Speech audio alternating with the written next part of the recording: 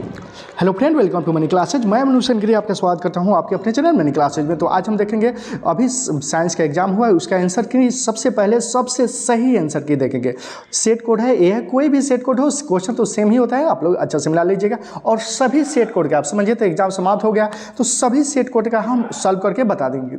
चलिए, ए में कह रहा है निकट दृष्टि दोष को निम्नलिखित में से किस लेंस द्वारा हटाया जा सकता है। तो निकट दृष्टि दोष को अवतल लेंस द्वारा हटाया जा सकता है, यानी ऑप्शन नंबर सी इसका सही आंसर हो जाएगा। क्वेश्चन नंबर 2 की तरफ चलें तो क्वेश्चन नंबर 2 में है नेत्र में प्रवेश करने वाले प्रकाश किरण को अधिकांश अपवर्तनांक होता है। तो इसका सही आंसर क्या हो जाएगा? ऑप्शन नंबर बी, दृष्टि पटल के बाहरी पृष्ठ पर। क्वेश्चन नंबर 3 की तरफ चलें तो क्वेश्चन नंबर 3 में कह रहा है निम्नलिखित में से कौन सा लेंस की क्षमता का मात्रक है। तो लेंस की क्षमता का मात्रक क्या होता है? डायऑप्टर। ऑप्शन नंबर ए इसका सही आंसर हो जाएगा। नेक्स्ट क्वेश्चन नंबर 4 की तरफ चलें तो क्वेश्चन नंबर 4 में कह रहा है मानव नेत्र में किस प्रकार का लेंस पाया जाता है। तो मानव नेत्र में उत्तल लेंस पाया जाता है, ऑप्शन नंबर ए इसका सही आंसर हो जाएगा। क्वेश्चन नंबर 5 की तरफ चले तो 5 में कह रहा है हजामत के लिए किस लेंस का प्रयोग किया जाता है। देखिए, जो सुबह लाइव क्लास में पढ़ाए थे सेम टू सेम क्वेश्चन, वही क्वेश्चन यहाँ आ गया है। तो हजामत में अवतल लेंस का प्रयोग होता है और इसका सही आंसर ऑप्शन नंबर ए हो जाएगा। क्वेश्चन नंबर 6 की तरफ चलें तो क्वेश्चन नंबर 6 में कह रहा है किसी वस्तु के अवतल दर्पण द्वारा प्रतिबिंब आभासी तथा सीधा और वस्तु से बड़ा पाया जाता है, तो प्रतिबिंब वस्तु की स्थिति कहाँ होगी। तो इसका सही आंसर ऑप्शन नंबर बी हो जाएगा। क्वेश्चन नंबर 7 की तरफ चलें तो क्वेश्चन नंबर 7 में प्रकाश की किरणों को मोड़ने की क्षमता को क्या कहते हैं। तो ऑप्शन नंबर बी इसका सही आंसर हो जाएगा। क्वेश्चन नंबर 8 की तरफ चलें तो क्वेश्चन नंबर 8 में कह रहा है अवतल लेंस द्वारा प्राप्त प्रतिबिंब होता है, तो इसका सही आंसर हो जाएगा ऑप्शन नंबर डी, इनमें से सभी छोटा, सीधा और आभासी होता है, तो इसलिए इसका सही आंसर ऑप्शन नंबर डी हो जाएगा। क्वेश्चन नंबर 9 में कर रहा है फोकस दूरी 20 cm वाले सीएम के अवतल दर्पण की वक्रता त्रिज्या, तो 20 को आधा कर दीजिए, 10 cm इसका सही आंसर होगा। सुबह की क्लास में जो भी पढ़ाए थे सेम टू सेम क्वेश्चन वहीं आ गया है। तो क्वेश्चन नंबर 10 की तरफ चलें तो 10 में कर रहा है कांच की एक स्थानांतरण पट्टियों द्वारा श्वेत किरण तिरछी आपतित होती है, तो निम्नलिखित में से कौन से प्रथम अपवर्तन के साथ घटित होगा। तो इसका सही आंसर ऑप्शन नंबर डी हो जाएगा। नेक्स्ट क्वेश्चन नंबर 11 की तरफ चलें तो 11 में घरेलू विद्युत परिपथ को उदासीन तार का रंग होता है, तो उदासीन तार का रंग क्या होता है? काला होता है या काला भूरा, तो इसका इस ऑप्शन में दिया है काला, इसलिए इसका सही आंसर काला मार दीजिएगा, ब्लैक, यानी option number C. Question number 12 में कह रहा है किस युक्त द्वारा वियुक्त वलय दिक् परिवर्तन का कार्य करता है, तो इसका सही आंसर ऑप्शन नंबर डी हो जाएगा। क्वेश्चन नंबर 12 का सही आंसर ऑप्शन नंबर डी हो जाएगा। क्वेश्चन नंबर 13 की तरफ चलें तो क्वेश्चन नंबर 13 में सोर्स को सीधा विद्युत में बदलने की युक्त को कहते हैं, तो क्वेश्चन नंबर 13 का सही answer option number A B हो जाएगा।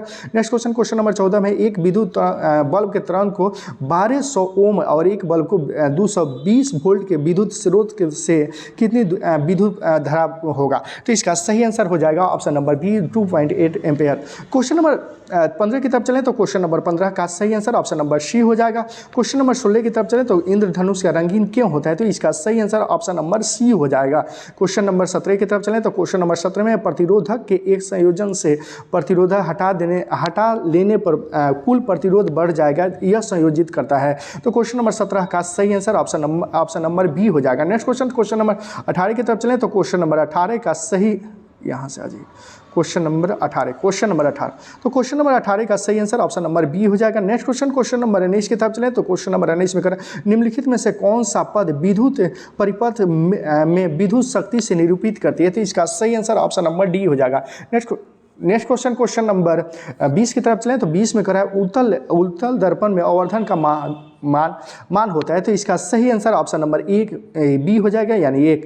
क्वेश्चन नंबर 21 में करा है विभवांतर का मापा जाता है, तो विभवांतर मापा जाता है तो वोल्ट मीटर, यानी ऑप्शन नंबर बी इसका सही आंसर हो जाएगा। क्वेश्चन नंबर 22 की तरफ चले तो क्वेश्चन नंबर 22 में निम्नलिखित में से कौन सा कथन सत्य है, तो क्वेश्चन नंबर 22 का सही आंसर हो जाएगा option number B. Next question number 23 की तरफ चलें तो 23 में निम्नलिखित पदार्थों में चालक है, तो इसका ऑप्शन नंबर बी इसका सही आंसर हो जाएगा। क्वेश्चन नंबर 24 में करा नाभिकीय ऊर्जा स्रोत को प्राप्त करने के लिए निम्नलिखित में से कौन आवश्यकता है, तो इसका सही आंसर ऑप्शन नंबर सी हो जाएगा। क्वेश्चन नंबर 25 की तरफ चलें तो 25 में देखिए वायु का निरपेक्ष अपवर्तनांक वास्तव में होता है, जो भी पढ़ाए थे सेम टू सेम, एक से अधिक होता है, एक से अधिक, यानी ऑप्शन नंबर बी इसका सही आंसर हो जाएगा। देखिए अवतल दर्पण आज सुबह ही क्लास में पढ़े थे लोग, आँख, नाक, गला चिकित्सक यानी डॉक्टरों द्वारा उपयोग किया जाता है तो किस लेंस का उपयोग किया जाता है, तो अवतल लेंस का प्रयोग किया जाता है। हजामती में, नाक, दांत, गला, स्वर भटिया में, सभी में किसका प्रयोग किया जाता है, तो अवतल लेंस का। ऑप्शन नंबर बी इसका सही आंसर हो जाएगा। क्वेश्चन नंबर 27 में करा वेडिंग में किस गैस का उपयोग होता है, तो इसका सही आंसर ऑप्शन नंबर सी हो जाएगा।